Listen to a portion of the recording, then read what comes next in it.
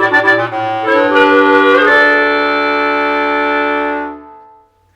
everyone, welcome back to Off the Cuff Clarinet, a web series devoted to discussing all things related to clarinet and music making. In this video, we'll be discussing ligatures. I had someone ask a question to do a video about ligatures, so here we are. First of all, what's the job of the ligature? You know, regardless of what you have, I've got a bunch sorted out right here. Really, its only job is to hold the reed on the mouthpiece so you can play. And sort of a secondary job is to not move when you change instruments. If you're going back and forth between A and B flat in orchestra or chamber music, you don't want the reed to be sliding around because that would be bad. So, what will a ligature affect? Changing out your ligature could affect the response and or the resistance of the instrument, and it can also change the tone quality, or at least our perception of the tone quality, and to a certain extent how it actually sounds to the listener. Now, what will the ligature not affect really? Speed of articulation. You're not going to find a ligature that magically lets you articulate like 20 clicks faster. I wish it existed. I should probably buy it if it does. It's not really going to affect your intonation, but it could tie back into resistance, which could then affect your intonation. That's a sort of whole nother can of worms to go down. And your technique. Changing the ligature is not going to make you play, you know, everything at breakneck speed. So if you're dealing with sort of those issues of articulation, speed, technique, or pitch, I mean, I wouldn't really even worry about the ligature right now. That's something else that needs to be addressed, really. So let's talk about ligatures and the plethora of options there are out there. There are some basic variables when you're dealing with the ligature and sort of different parts of the equation. So the first one is the material. What is this ligature made out of? There are metal ligatures, like that. There are fabric ligatures, sort of, kind of like one. And there's plastic and all sorts of different combinations of these different materials, and all of these have an effect on the sound that comes out. Another thing to consider with ligatures and how they're made is the positioning of the ligature. Where does the screw fall on the reed mouthpiece combination? On some ligatures, like what I use, the screw and all this material is on the back of the mouthpiece, whereas other ligatures, like the one we have here, the screw and all sort of the mass of it are on the reed itself. So that's something else to consider. The first one, where the screw is on the back, we talked about, this is called inverted. And if the screw is on the front, that's just generally called a regular position for the ligature. And some ligatures are available in both options, where the screws are on the front or on the back. Something else to consider with your ligature is how many screws does it have. A lot of the ligatures that we'll be looking at today have 2 screws, like this one. This is an old one. But some only have maybe 1 screw. And that's another thing to consider with picking out a ligature, is how many screws do you want to be fiddling with, frankly. And there are pros and cons to both. The last main variable in how different ligatures are constructed and how they work is sort of the pressure application. So some ligatures, like let's take this one, they contact the reed and sort of apply the pressure horizontally. You can see that here with these sort of horizontal bands, whereas others maybe press on the reed vertically. You can kind of see in this one, this Bonade inverted ligature, it's got those 2 sort of parallel rails right there, and those are what contact the reed on this one. Furthermore, you might have something where it's really only contacting on the corners. What I say is sort of a 4-corner design. And this Harrison ligature right here is a good example. Sort of these 4 contact points, and the middle is sort of open. So those all can provide a sort of different playing experience. My observations to this point, and this is not like hard and fast science or anything. It's just what I've observed and noticed from playing with ligatures in different types and configurations for as long as I've been playing the instrument, really, is that fabric and plastic ligatures tend to cover the sound more, while a metal ligature maybe gets you a clearer tone quality. Some you might perceive this as brighter, maybe a little more centered sound as opposed to more diffuse. And the ligatures where there's varying materials or combinations, you kind of get the in the middle effect. As far as metal goes, I've felt that gold has a bit more cover to it than silver, and I won't even get into the various other options out there, but the gold and silver do seem to be the most common. Gold a little more covered, silver a little freer, a little more again sort of centered sound quality. This is just a personal thing. I like the mass of the ligature to be away from the reed, so I tend to gravitate toward inverted ligatures, and you'll kind of see that as we go through this collection here. I generally like having that screw on the back of the mouthpiece. I don't want too much stuff contacting the reed. On a 2-screw ligature model, some people will experiment with how much they tighten the top and bottom screw. They feel like that can give you a different playing experience. So if you maybe had this top screw tightened more and the bottom a little less, it might be beneficial to the certain reed you have in that given instance. I'll be honest, I've never really played around with that, so I can't speak to that, but I don't know, you try it. Tell me what you think. Last thing is the way the pressure is applied, the way the ligature contacts the reed. I've always felt that horizontal pressure gives a little more cover to the sound, while vertical pressure is kind of in the middle, and the sort of four corners type application of pressure is the most free-blowing. So, considering all of those variables, I've found it fairly simple to predict if I'm going to like a certain ligature based on the material, how it contacts the reed, and how the ligature is set up. So if you're looking for a certain type of sound or response, you can probably kind of narrow it down pretty effectively from there.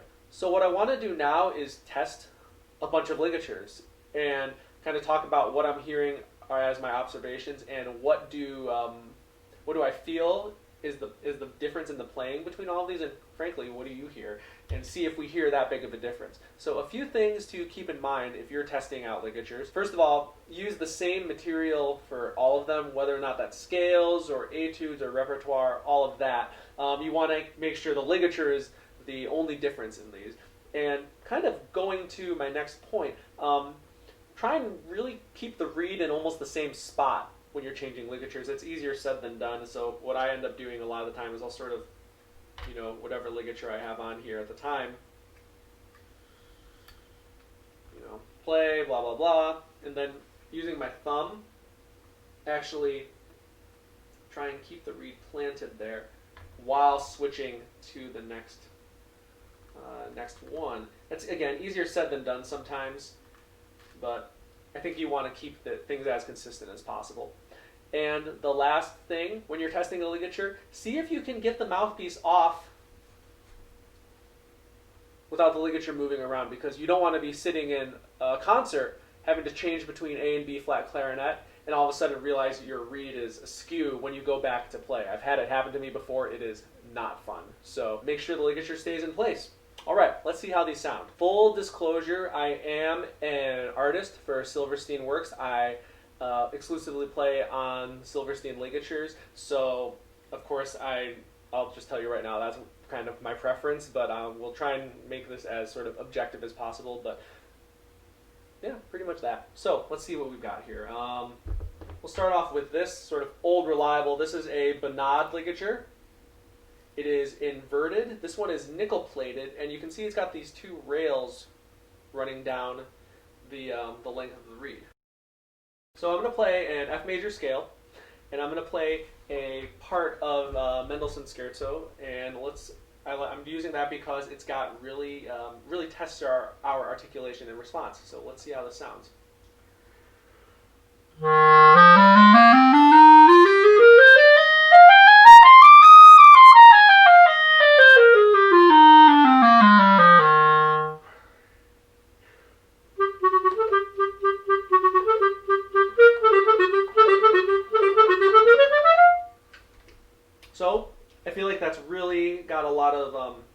sort of ping to the sound. It's very direct, and it feels good to play. The articulation feels very crisp on this. This is a BG Super Revelation ligature. So this is interesting because you've got the fabric design overall, but on the inside you can see that there's a sort of metal plating, and then with a piece of fabric in the middle. So it's got that vertical application, but it's metal contacting the reed, but it's also a lot of fabric, and this is a very very large ligature, frankly. So let's try that.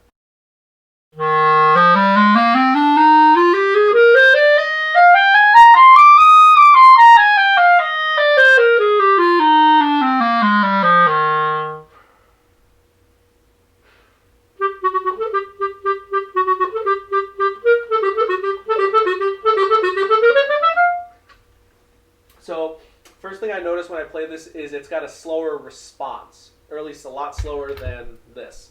And I had to kind of push a little more to get the immediacy that I was looking for, and I noticed that mostly in Scherzo when the G sharps and the Bs were not very, not as clean as I would like them. So this is a Harrison ligature. These are really popular in like the 60s and the 70s. This one is gold plated. He also made them available in silver. And what's nice about this is that you've got very few contact points on the reed. It's that four corners approach I was talking about earlier. Let's see how this plays.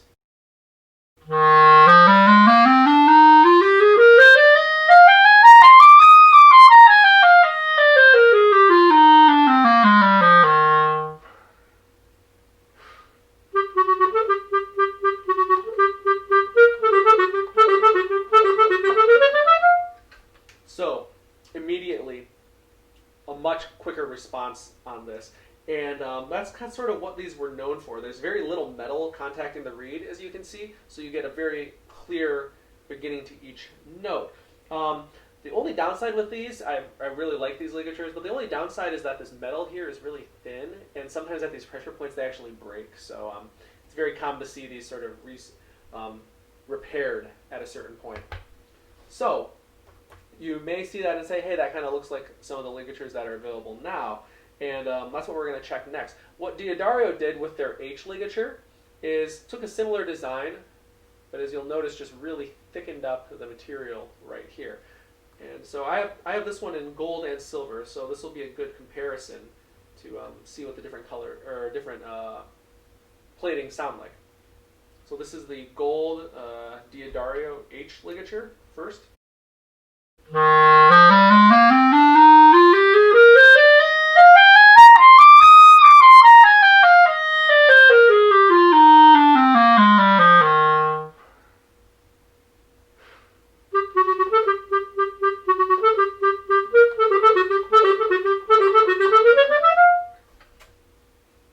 That's nice. It doesn't quite have the same life in the sound as the original, but it's not bad. Those are actually fairly inexpensive, so it's a good option as for if you're not looking to spend a whole lot of money. Now let's try the same thing in silver.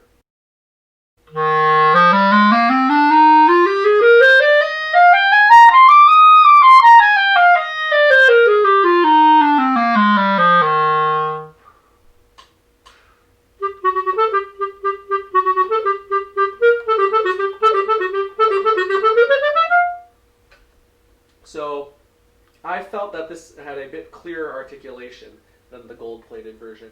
A little more front to the notes, which is at least in Scherzo, that's a good thing. This is an Moria ligature. This is the solid silver that is plated in the rose gold. There is a whole different bunch of materials and platings available for these. This is the one we're going to try because that's what I own.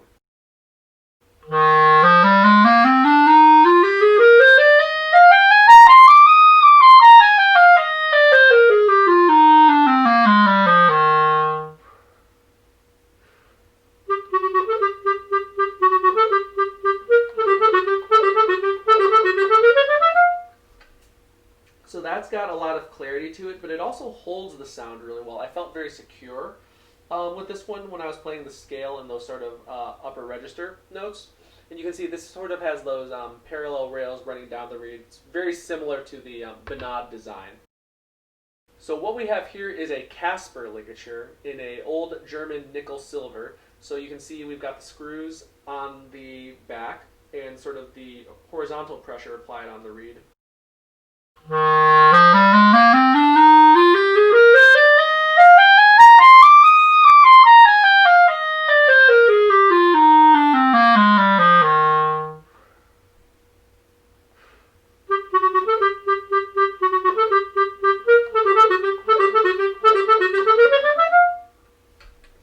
So with this ligature, I feel there's the sound feels very dense, and I mean in a good way, density, sort of heft to it. It's got a lot of body. There's still a lot of clarity. I think it's because you've got this really thin metal. Like these are actually almost embarrassingly easy to bend accidentally, but it feels pretty good. Next we have a Van Doren Optimum ligature. This is in silver plate, and you can tell it's kind of old. It got the tarnish on here. And this is a cool ligature because it has these 3 different plates that sort of mimic the 3 different pressure applications we've talked about. I've got the vertical rail one in here right now.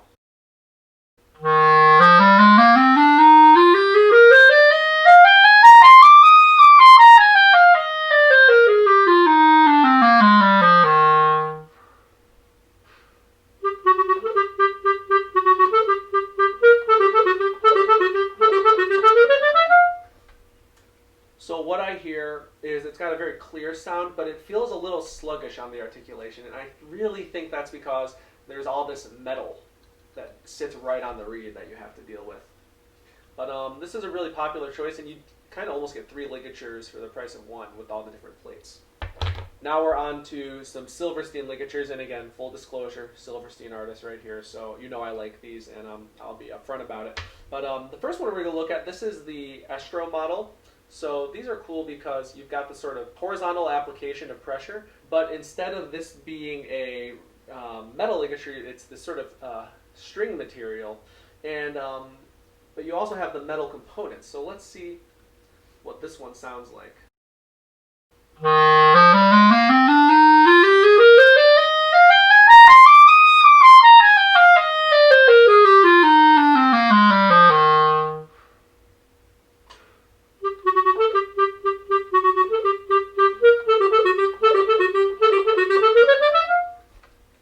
I feel like I've got a lot of nuance in the articulation here, and a wide variety of articulation colors and styles available to me here.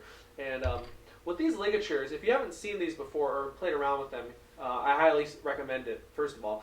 And you'll see that there's these fine tuners on the side, and where you move these can actually change the response of the reed, which is a really helpful feature. And last but not least, in the ligature tour here, this is a Silverstein hexa ligature. So the difference between these two is this one has the 6 bands across, while this only has 5. In this we've got 2 fine tuners on each side, 4 total. You can kind of see that through here. So we have the harmonic enhancers, and these actually make contact with the side of the mouthpiece and sort of lift the cord off, whereas the fine tuners allow the cord to touch the side of the mouthpiece all the way through. So this is the ligature that I use for most of my playing, although I do like the Astral a lot, and I do use this on some occasions.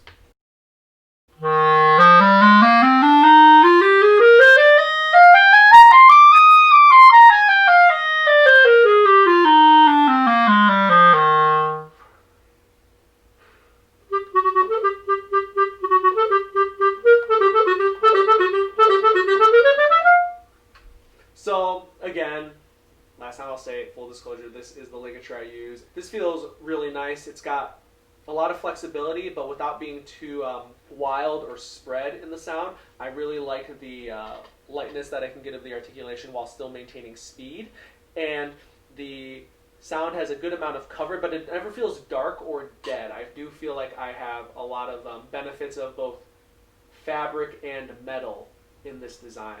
So yeah, this is my favorite of all these. So this has been a really interesting trial run of all these different ligatures, and just because I like the Silverstein ligatures the best, that doesn't mean that you have to like them the best. You have the option of trying out as many options as you want. And again, we went through, I think, 10 here. There are way more than that. So many different varieties of materials and platings and colors and shapes and ways to, keep the reed on the mouthpiece. So there's a lot of different things, and I suggest you go out and try as many as you want. And I'd be curious to hear what you find works best for you. I hope you enjoyed today's deep dive into ligatures. We tested out a lot of different ligatures from a lot of different makers, and I think there was very interesting results between these. I'd love to hear what you thought was your sort of favorite ligature to hear out of this bunch. You can leave a comment or reach out on social media, and I also hope you'll subscribe to this channel and share this video with others. Good luck finding the ligature that is the perfect one for you, and thanks for watching.